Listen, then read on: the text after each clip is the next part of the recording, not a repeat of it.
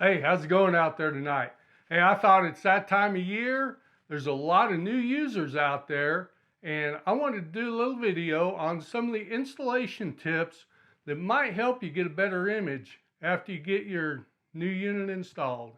In this video, I want to cover three topics. I want to cover your power wiring, your transducer installation and leveling, and how you do the updates and upgrade your firmware if you bought one of the new units at the Bass Pro Shops or Shield sale that we just had in March. Okay, so let's go ahead and get into the video. It's going to be a good one.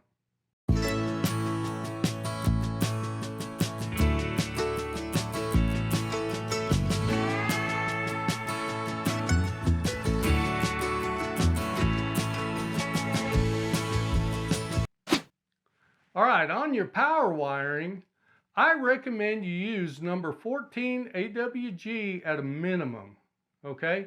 And the reason for that is, even though you could get by with the number 16 gauge, it gives you a little bit of room for expansion if you need to tie in some LED lights later on or something like that, because voltage drop is real. All right, back here you can see I've got the larger gauge number 14 AWG wire. One goes to each of my sonar units, and I went ahead and put those together, and I have one common fuse to keep the wire from burning up. So that's what this fuse is protecting, is the wire. If you have a short circuit inside the hull, you don't want this insulation burning up inside the hull of your boat. So always make sure you got a fuse, and like I did, I just went ahead and ran two wires, one to each unit, so I've got plenty of power going through the boat if I need to add on later. I did a whole video on that very subject of just voltage drop, and you can see it on your screen if you enable it, so you know when your battery's getting low and things like that. And when it comes to interference, route your transducer cables and your power cables separately. You know, try to keep them a foot away from each other if you can. If they got to cross each other in the hull of the boat or the kayak or whatever, try to have them go to a 90-degree angle, and that'll help out some. When you're coiling up your excess, because you can't cut your transducer cable, you know, don't coil it up with the power wire. Keep those separate. Keep them in separate coils. And again, up underneath your console here, try to keep your transducer and your power cables separated as best you can. If you have one up on the bow, same thing. Try to keep that transducer cable coiled up by itself. Now, along those lines, most of the newer Minn Kota trolling motors, I know for sure. I'm not too sure about the brushless type trolling motors that Garmin and Lowrance have come out with, but I do know that the Minn Kotas, they generate a lot of interference. So you want to keep those powers on separate batteries, if at all possible. If you can afford two batteries, you know, in your kayak, if that's where you're putting it in, you want one battery dedicated to your trolling motor and the other battery for all your auxiliaries on your boat, your fish finders and things like that. And I do know people that have put three batteries on and dedicated one just for their fish finders. Now, one question that did come up was a gentleman who bought one 93 SV UHD, and he said, hey, should I mount the transducer on the trolling motor? And my answer to him was, it depends. If you're going to just do vertical jigging, that's probably not a bad idea, but your side view and your clear view imaging, they like a level, stable transducer that's going straight. When you put that transducer on your trolling motor, like I've got mine mounted on my Minn Kota, the clear view and the side view don't work near as well because that head's always rotating.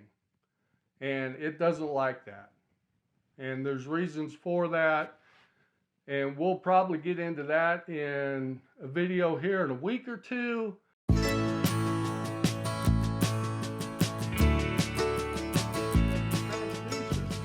Now, when you put your transducer on your boat, there's no magic pill that's going to tell you just where to put it. So follow the manufacturer's recommendations, and you may end up moving it. Because as you can see on mine, I've got two different brackets. And I went ahead and I put one of the new brackets over a little bit because I wanted to see if that improved the performance.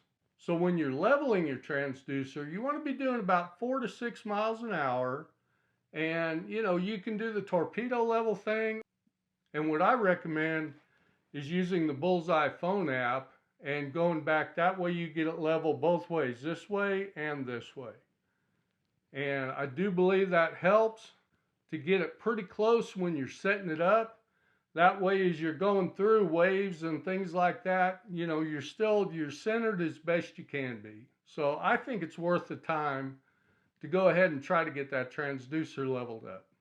Now, on these transducers, don't tighten that all the way up, because those are made, they've got, if you notice when you go to put it on, they've got rubber inserts on each side, and that's so the transducer can break away. All right, it's probably not real easy for you to see, but all I did, I took just a paint stick and a hacksaw blade,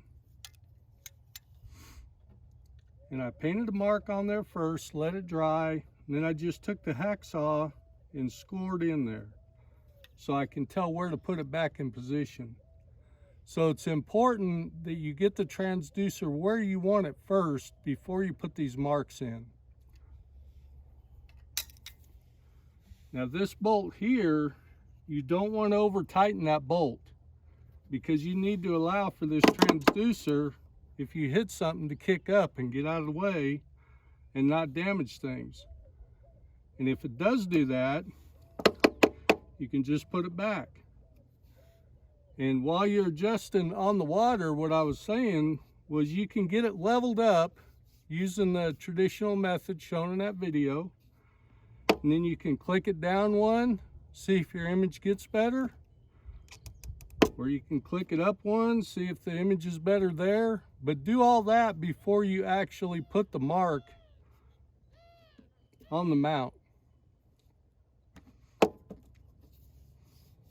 Okay, and there we're ready to go. I had one subscriber who mentioned in one of the comments that he had better luck turning his transducer down a little bit so it pointed towards the front of the bow to click, and it really cleared up some of the fuzziness in his imaging. And some of that's in how you got it mounted in the boat and how it's traveling through the water. So you can always, even on the water, you can reach down in there and click that up one or click it down one and just try it and see if it clears your image up a little bit. So go ahead and play around with that. If you decide you want to try to reposition that, you can level your boat up to the level of the transducer as it sits on the boat right now. You can use your tongue jack and a side jack and get it back to where the transducer's level again. Then you can take that bracket off, move it, and then just set it back where it was. Okay, so go ahead and make sure you mark your transducer where you want it when you get all done, when you get a good image.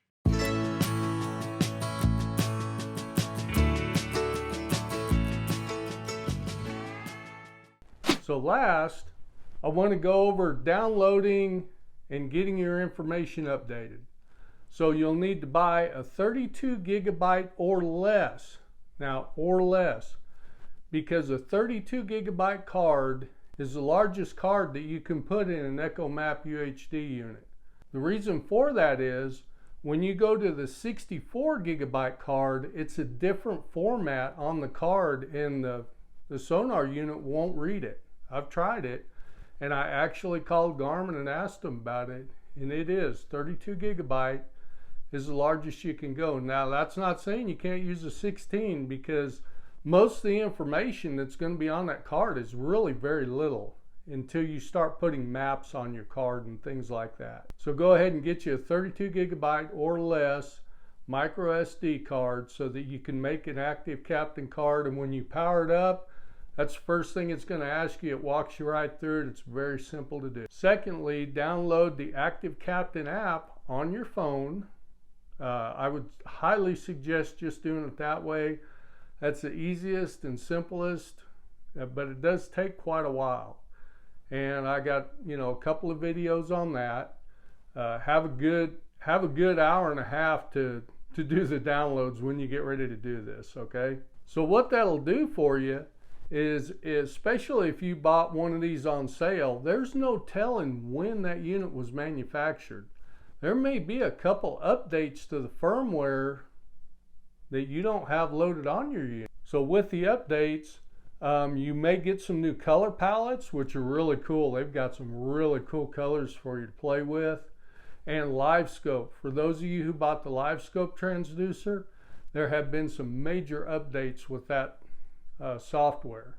So you'll want to go ahead and get this set up, get everything completely up to date before you ever get started. Because once you start building contour maps, if you're going to do quick draw and you start putting a lot of waypoints, you're going to want to take those and store those in a different location other than just on your sonar unit. You're going to want to download them up into Active Captain, and you might even want to put them on your computer. So the other thing this will do is if you've got an ECHOMAP unit, you've got the maps are already loaded on your sonar unit. But they might not be the latest version.